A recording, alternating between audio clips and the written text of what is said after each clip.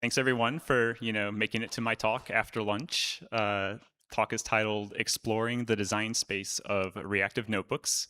My name's Stephen Macke, and just a quick bit about myself. So right now I'm an engineer at Databricks. Before that, I was at Meta, but I actually forgot to mention, speaking of Databricks, there's going to be a great talk tomorrow on some of the work we've done on the Databricks language server by Tim Tam. Check it out. It'll be amazing. So quick plug on that. Yeah, before that, I was at Meta. And then before that, I did my PhD in computer science from UIUC. Currently, I live in Bellevue, Washington with my spouse and my cat. And when I have free time, which doesn't happen very often anymore, I enjoy gardening and a bit of OSS hobby work. So there's a picture of our garden, the last harvest, as well as our cat next to the harvest as well. Yeah, speaking of the OSS work, though, one of the things I've spent quite a lot of time on is this project called IPyflow. And in particular, it's going to be it's how I've explored a lot of the ideas that you'll see in this talk today. So just a quick bit about IPyflow. It started under the name NB Safety while I was a PhD student. The idea basically is that notebooks let you do all kinds of unsafe things, and they're have all kinds of hidden state, and it's easy to shoot yourself in the foot. So let's add some additional guardrails. And since then, I've been fortunate to work with a lot of very talented academic collaborators. Here they all are. And if you want to try out IPyflow, which is kind of the evolution of all of that academic work, you can pip install it and then just pick it in the kernel selector in Jupyter. So that's how you can try some of this stuff out yourself. And then for this particular talk, you can check out the papers that we wrote for a lot more details, but this talk is going to stay kind of at a high level and focus on a lot of design, high-level design decisions for reactive notebooks. So the main idea that I want to kind of confer to you all is that actually the design space of reactive notebooks is very rich, and it's kind of not entirely clear what's the best way to do certain things. It's not without its trade-offs. And because I'm most familiar with it, I'm going to be using my own project, IPyflow, to explore this design space.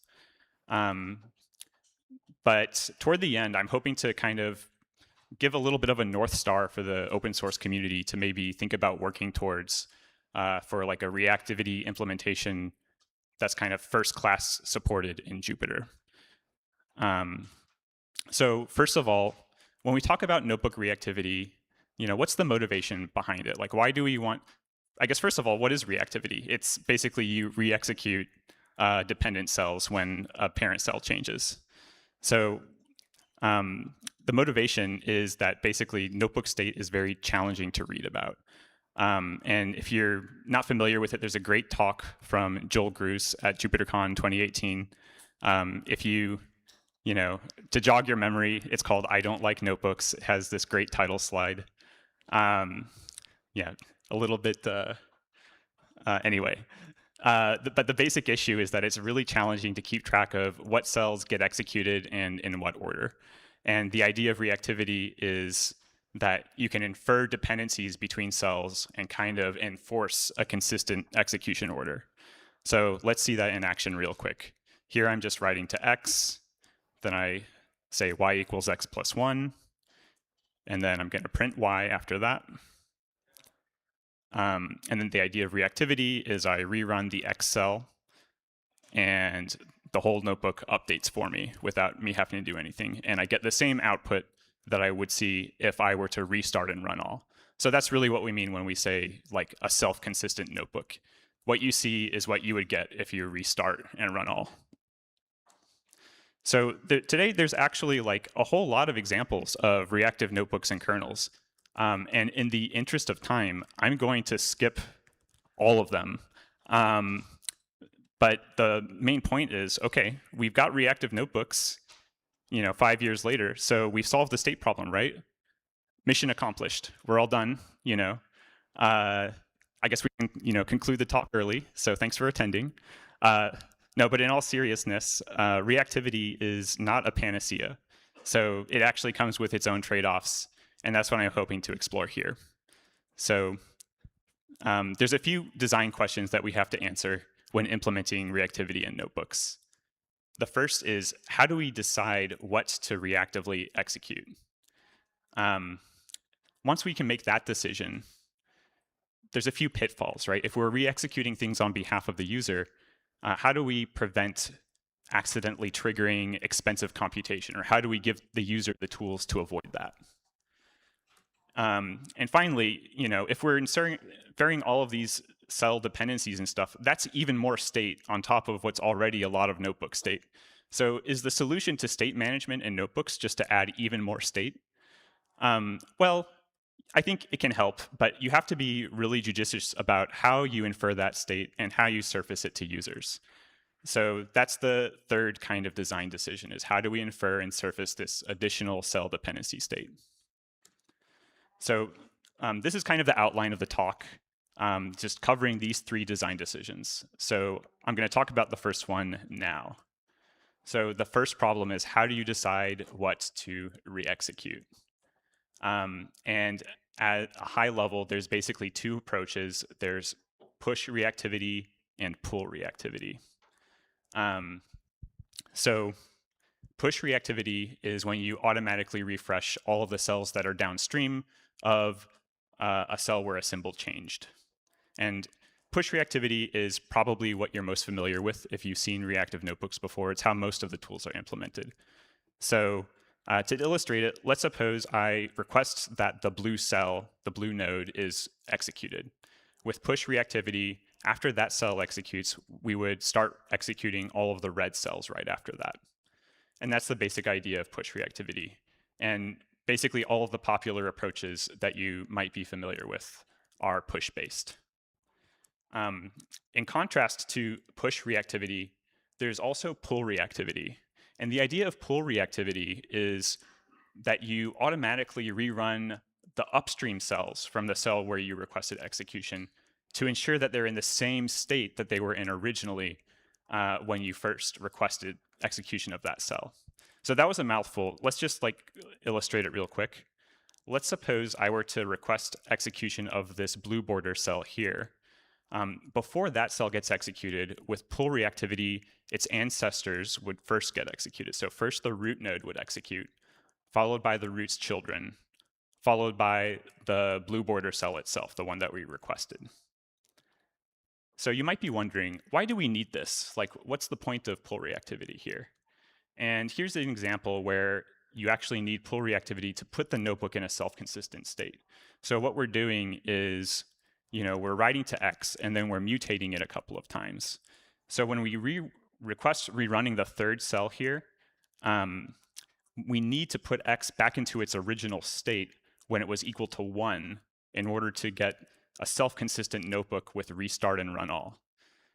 So at the time the third cell runs, right, X was equal to 1, but the third cell also mutates X. So in order to get things back into a restart and run all state, we have to pull the first two cells first. Okay, so that's the idea of pull reactivity.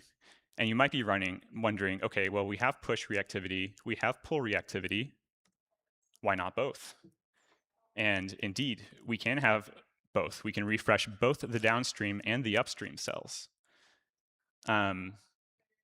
However, you might notice, okay, now we're pushing updates, but when I pulled updates from upstream cells, those cells themselves have some children too. So could we go deeper? And indeed we could.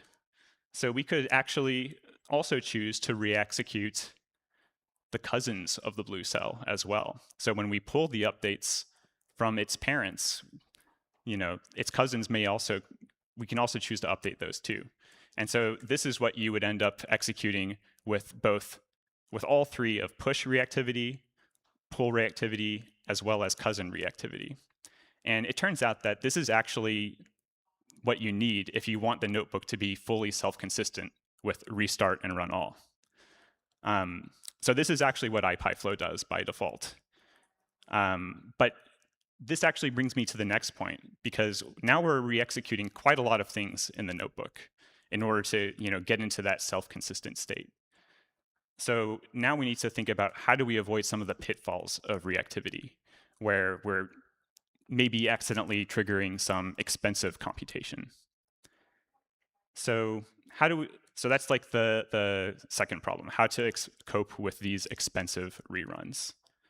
And there's a few different strategies employed by a few different tools. So the most common strategy is to just provide some kind of opt-out mechanism, which I'll call a lazy execution mode. For example, in IPyflow, you can opt out of reactivity by using the hotkey Command-Shift-Enter. And that way, you won't have all of this push and pull and cousin stuff happening. You can even make it the default behavior if you desire by enabling a setting. One thing that is kind of interesting that I learned recently, I tried out the most recent release of Marimo, and it seems that they actually use lazy execution by default now, which I thought was an interesting design choice. Speaking of Marimo, another strategy that you can use is you can give users a scratchpad cell. So this is what Marimo does as well. And the idea of the scratchpad cell is to basically provide a space that's disconnected from the rest of the notebook so that you don't have to worry about stuff getting re-executed when you run that scratchpad cell. And then finally, a third strategy that you might consider is actually treating the cells as functions and memoizing them.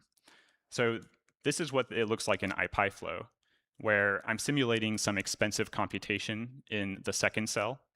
And when we see that we're running the second cell with the same version of x as before, we can detect that, oh, x was the same as something we've already seen, so I can use whatever value of y that I had cached for that value of x and write to y. And that way we can skip the expensive time.sleep. As far as I know, no one else has implemented this, but correct me if I'm wrong about that. So those are a few different ways that you can avoid some pitfalls of accidentally triggering expensive recomputation. The next design decision to think about is, how do we actually infer and surface additional cell dependency state to the user? So let's take a look at an example that based on what most of the tools do today, which is to basically statically analyze the notebook and say, hey, if a cell writes to a variable and another cell reads from it, then I draw an edge from the write cell to the read cell. So if cell A, for example, writes x equals 0, and then cell B reads from x when it does y equals x plus 1, we draw an edge from cell A to cell B.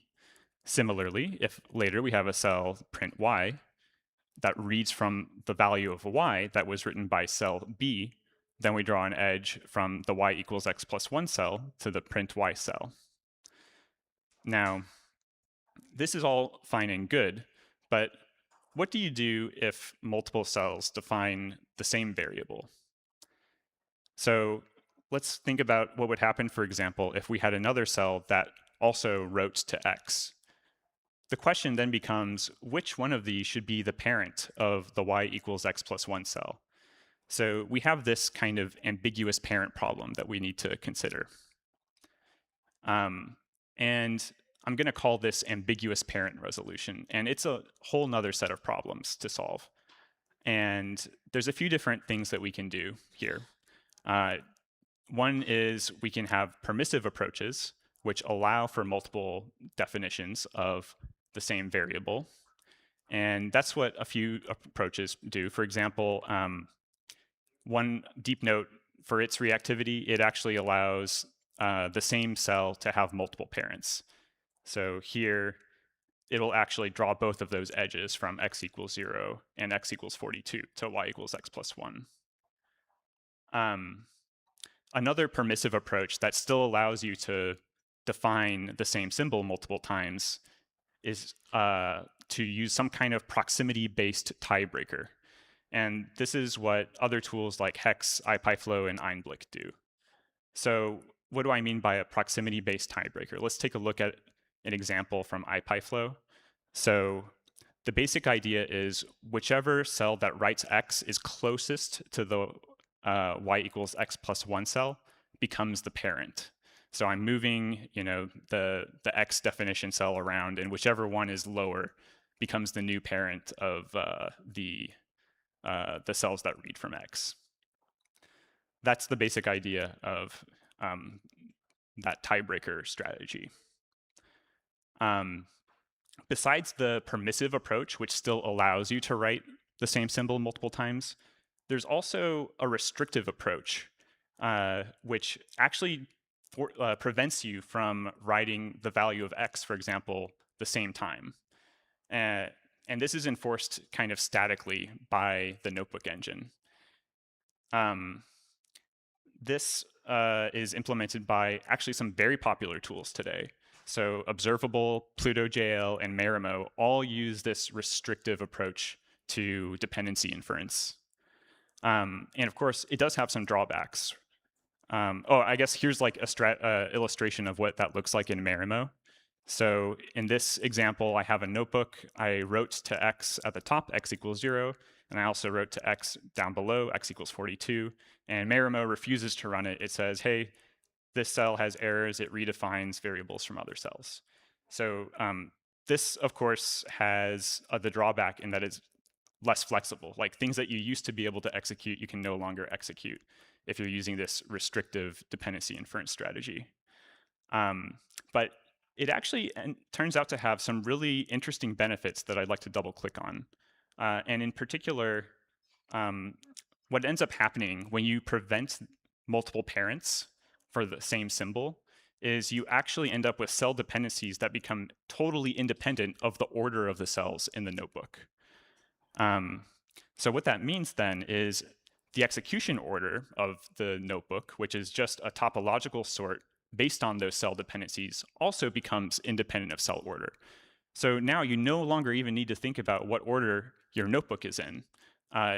You've kind of eliminated a whole lot of the hidden state that you previously had to worry about when you have this restrictive approach to dependency inference. So yeah, notebook execution becomes fully deterministic and independent of cell order.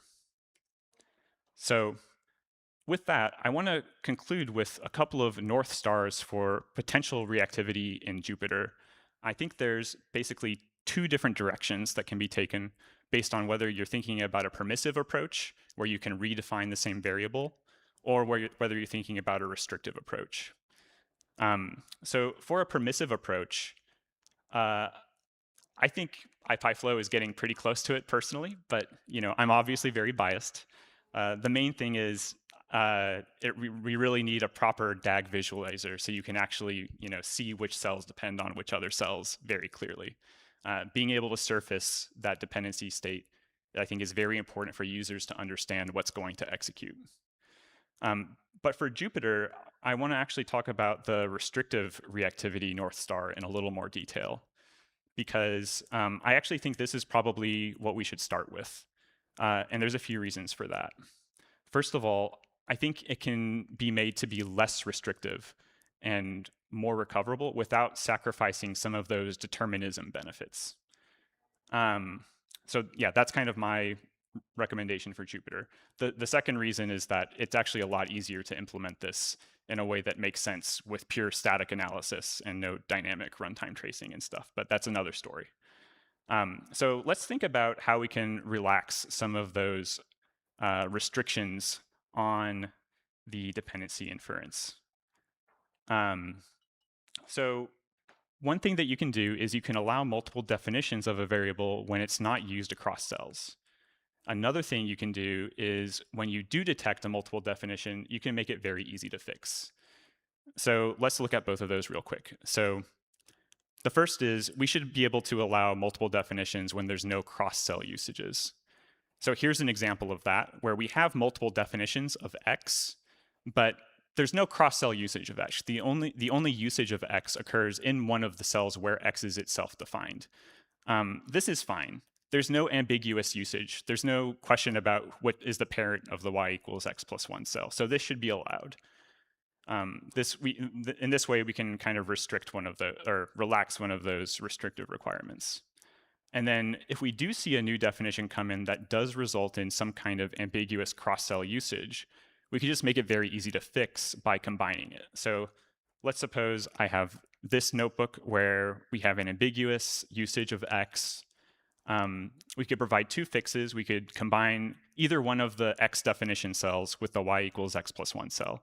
So if we combine the x equals 0 cell, then we would end up in this state. And this is okay. We're back to being fully deterministic, and there's no ambiguities. As another example, you can provide a wrap-in function refactoring action. So Marimo actually provides this today, where if you have multiple definitions, you can click on this fix to wrap in a function, and you'll get this refactoring action done. So there's no reason Jupyter can't do the same thing, basically. And then finally, the other recovery mechanism that could be provided is a way to rename all occurrences of the symbol that was defined multiple times. So in this case, we can rename all occurrences of x to x new in the cell that redefines x.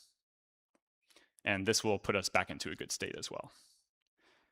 Okay, so in conclusion, reactivity, it's not a silver bullet. It can make notebooks easier to reason about, but there's a lot of things that we need to think about when implementing it in a way that's intuitive and useful to users. The design space of reactive notebooks is very rich, and depending on which approaches you take for different things, there's both pros and cons to those approaches. And finally, I think as a community in Jupyter, we have an opportunity to improve on the state of the art by maybe looking at some of those restrictive approaches to dependency inference and figuring out how we can relax them without necessarily sacrificing some of those benefits like deterministic execution order. Okay, so that was the talk. I'm a little bit over, I think, but I think I can take maybe like 1 or 2 questions. Thank you very much for your attention, and I'd be delighted to take any questions. So.